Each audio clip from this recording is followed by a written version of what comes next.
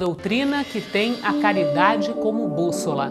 Uma filosofia que propõe a lei de causa e efeito como explicação para os males humanos. Uma ciência iluminada pela fé. Estamos falando do Espiritismo.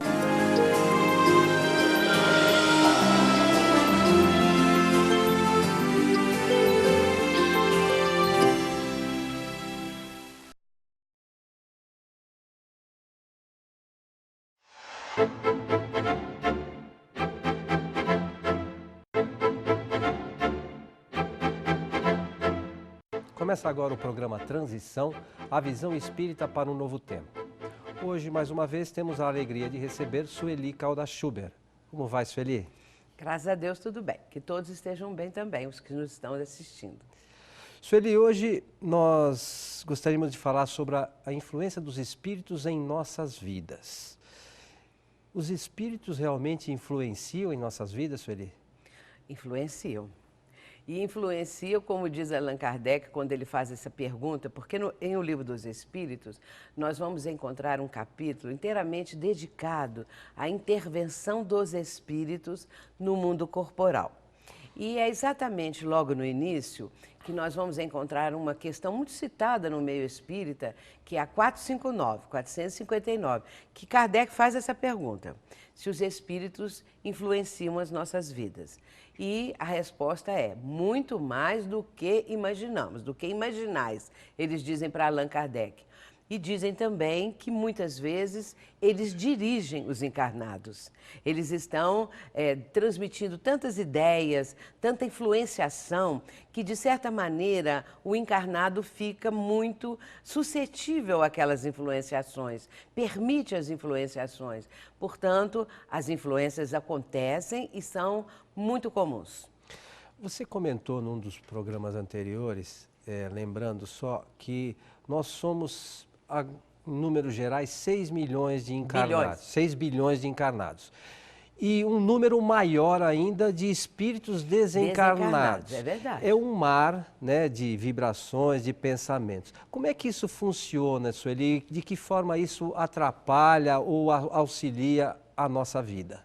O conjunto de pensamentos da humanidade que está encarnada, somada a dos desencarnados, que são 3 vezes mais do que os encarnados, isso é uma informação que Emmanuel deu a Chico Xavier na década de 50. Então, naquela época, Chico informou algumas pessoas, isso depois foi sendo dito, explicado, que a população do plano espiritual, ela é 3 vezes mais do que a do plano terreno. Nós imaginamos que é muitas vezes mais, não é? Então, nós imaginamos que naquela época, é claro, a população da Terra era muito menor, na década de 50. Hoje, em números redondos, como você disse, são 6 bilhões. Se nós acharmos ou fizermos um cálculo de que a população dos desencarnados é 3 vezes mais, nós temos 18 bilhões de desencarnados. Agora, todos estão pensando, emitindo pensamentos, vibrações, e isso forma um mar de vibrações, um mar de pensamentos. E Emmanuel denomina isso de um vasto oceano mental. E que nós estamos mergulhados neste grande oceano de pensamentos. E aí ele diz assim, ele acrescenta: de modo imperceptível, ingerimos pensamentos. Ou seja, captamos pensamentos de uma forma que nós nem temos noção. Nós não percebemos isso, mas estamos a todo instante captando pensamentos. Porque é bom lembrar que a nossa mente, ela é uma estação transmissora, transmitimos, comparando com uma estação de rádio, né? Uma transmissora, um radiotransmissor, vamos dizer assim, e também receptor. Então, nós transmitimos pensamentos e captamos pensamentos. Então, por isso, esse mar, que é denominado também de psicosfera, é a psicosfera do nosso planeta, que é resultado das vibrações e dos pensamentos da humanidade. Vai constituir essa psicosfera. Então, pelo que você está dizendo, se a gente tem pensamentos bons, a tendência é que a gente capte pensamentos bons, esteja sintonizado com isso. Da mesma forma, aqueles que têm pensamentos negativos, de raiva, rancor, de ódio, essa coisa toda, tem a tendência de se afinizar também com espíritos dessa natureza? Sim, claro, exatamente. E é outra coisa, nós somos o que pensamos. E se nós estamos num certo padrão de pensamento, um certo padrão mental, nós entramos na sintonia, porque afinizamos com pessoas que estão no mesmo padrão, encarnadas ou desencarnadas. E aí formamos uma grande corrente de pensamentos. Por isso é que orar, por exemplo, em grupo, é uma corrente mental forte. Quanto maior o número de pessoas que estão orando sinceramente, estão orando com preces e pedidos e agradecimentos que brotam do fundo da sua alma, do seu mundo íntimo, essa corrente vibratória é poderosa. Ela é muito importante e hoje em dia se pede muito isso, se usa muito isso para beneficiar enfermos, para promover a paz mundial, porque aí atrairemos espíritos do mesmo jaez, do mesmo nível evolutivo. E nesse caso eles vão também acrescentar mais força ainda a essa corrente vibratória. Mas, lamentavelmente, a maioria de nós ainda não consegue ficar ligada com espíritos evoluídos ou em oração, a gente se perde um pouco nesse sentido. E, na maioria das vezes, a gente acaba sintonizando espíritos negativos. Sim. Esses espíritos podem, de alguma forma, nos induzir a coisas erradas, a nos prejudicar de alguma forma? Induzem porque vão encontrar receptividade na criatura, a qual eles estão interessados em sugestionar, em dominar a sua mente, porque o processo é um processo hipnótico, no sentido da repetição. O espírito que quer influenciar alguém, ele vai repetir aquele pensamento negativo muitas vezes, e a pessoa vai captando. E, de repente, aquela ideia se torna uma ideia fixa. E, sendo uma ideia fixa, a criatura pode realizar atos que lhes são prejudiciais ou que prejudicam o próximo. Agora, por que esses espíritos fazem isso, Eli? Pelo grau da nossa inferioridade. O nosso planeta, é bom dizer isso, o planeta Terra, na escala dos mundos, ele está no patamar de provas e expiações. Abaixo de nós, só os mundos primitivos. E, então, a humanidade, é bom esclarecer também que é a humanidade que habita o planeta que está nesse nível evolutivo. O planeta é adequado à humanidade. A humanidade está no nosso planeta de acordo com o nível evolutivo do conjunto das criaturas humanas. O planeta, então, é aquele que nós precisamos e merecemos. Existe alguma maneira que você pode nos orientar para a gente rejeitar esses pensamentos negativos? Existe. A pessoa precisa não assimilar isso. Ela pode estar notando que pensamentos extemporâneos, pensamentos que não lhe são próprios, que não são pensamentos habituais, que ela está acostumada a mentalizar. Ela começa a achar que são pensamentos esquisitos demais. O que ela deve fazer? Substituir esses pensamentos por outros ao contrário desses, que a estão agora atormentando, prejudicando. A dificuldade é essa, que o pensamento negativo, ele vem e nem sempre a criatura está vigilante. Às vezes, de repente, ela acha o pensamento até bom. Ela acha que aquilo ali pode ser até vivido, pode ser cultivado e, enfim, depois quando ela quiser se livrar daquilo já é mais difícil. É a mesma coisa que um vício, né? Acha que depois é fácil, né? Fica um pensamento vicioso e fica aquele ir e vir desse mesmo pensamento formando um circuito mental que sai da própria mente da pessoa e volta para a própria pessoa. Ou então, que um espírito está ditando, aí no caso um espírito negativo, né, com propósitos de maldade, e a pessoa capta aquilo e vai cultivando, remoendo. Então, ela está curtindo muitas vezes aquele pensamento. Agora, se quer mudar, tem que substituir por outros pensamentos, tem que pensar coisas melhores. Agora, às vezes as pessoas se fecham no seu próprio mundo e ficam só olhando para dentro de si mesmas. Tem que sair do seu mundo e ir ao encontro das criaturas, não é?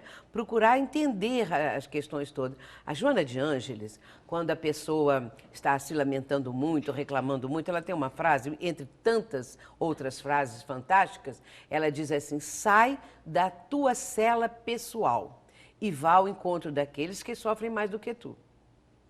Que estão sofrendo mais do que aquela criatura que está o tempo todo reclamando. Então, às vezes, nós estamos fechados numa concha egoística. E aí os pensamentos vão sendo remoídos, repensados, e aí fica difícil depois substituí-los. Só lembrando para os nossos amigos de casa, Joana de Ângeles é a mentora espiritual de Divaldo Franco, que está sempre conosco aqui bem no programa Transição. Porque eu esqueci de mencionar isso. É tão acostumada a falar Joana de Ângeles que até esqueci. E essas coisas que a gente ouve falar de trabalho feito, isso existe? Trabalho feito existe. Olha, se o espírito está com aquele propósito de prejudicar alguém, ele vai engendrar alguma coisa que atinja a pessoa. E a gente vê isso também na história dos povos. Não tem aquela questão do voodoo, o bonequinho? O que é o bonequinho? O bonequinho representa a vítima, a pessoa que está sendo ali naquele momento visada. Aqueles alfinetes que eles espetam, não é porque está espetando o bonequinho e tem um alfinete ali, mas é porque a emissão da onda negativa, da vibração nefasta, atinge a pessoa. Mas atinge se a pessoa estiver no nível evolutivo daquele que está emitindo. Na sintonia. Sintonia. Porque se ela for de um pensamento superior, ela não é atingida. Porque senão nós ficaríamos à mercê desses espíritos. O que acontece? A pessoa que pratica o bem, a pessoa que ora, a pessoa que tem solidariedade para com o próximo, a pessoa, enfim, que busca algo melhor, tem um ideal, está ocupada com alguma coisa, uma coisa boa, né? Alguma coisa positiva, ela não é alcançada. Então, o que acontece? Vem aquele pensamento negativo, aquela vibração muito densa, muito nefasta, mas passa e não atinge a pessoa. Ela tem defesas espirituais e também proteção. É claro que todos têm proteção, mas se a pessoa baixa de nível, não há anjo de guarda que dê jeito, porque é ela que quis isso, né? Mas aí existem os anjos da guarda ou guias espirituais, seja lá qual o nome que as pessoas deem, né? Que são nossos protetores. Quando ela está numa condição negativa, esses espíritos tentam auxiliá-las ou não? Se ela está numa posição negativa mental, claro que eles tentam auxiliar. Eles emitem boas ideias, às vezes aquela voz da consciência, a pessoa começa a ter assim algumas ideias que às vezes um pai ensinou, a mãe, quando criança, alguém, um amigo, uma pessoa que não deveria fazer aquilo, que não deveria ir por aquele caminho, mas a pessoa insiste, teima. Aí o anjo da guarda não consegue nada. Agora, porque às vezes é o anjo da guarda que faz a pessoa lembrar do pai, da mãe. Lembra quando seu pai te ensinou isso, ou sua mãe, ou fulano, Ele lembra isso para a pessoa, aquilo vem na mente da criatura. Mas de repente ela fala, era coisa atrasada, de gente quadrada, e aí resolve fazer o que está dando aquela ideia negativa, né? Mas se ela acatar a ideia do protetor espiritual, ela se livra. Então, ela sobe de padrão vibratório e aí não é atingida. Para a gente finalizar, nós estamos chegando já no finalzinho do nosso programa.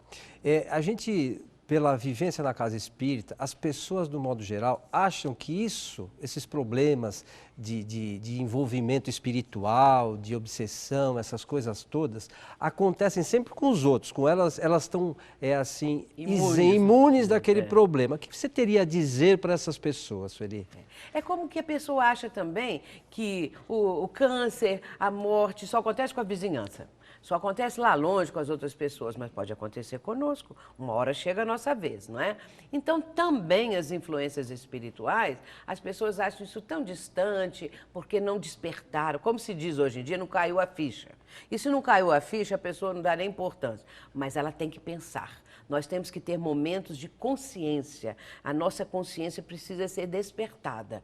E pensar em nós mesmos, que a pessoa, às vezes, vive a vida tão barulhenta, tão para as coisas físicas, que esquece de fazer uma reflexão íntima, de fazer o autodescobrimento. Aí sim, ela vai ver quão suscetível ela é, quão vulnerável ela é às influenciações de encarnados e de desencarnados. E aí vai aprender também que nós temos as influências benéficas e as maléficas. Depende da nossa escolha. Sueli, muito obrigado. E aos nossos amigos de casa, um nosso abraço. Até o nosso próximo encontro.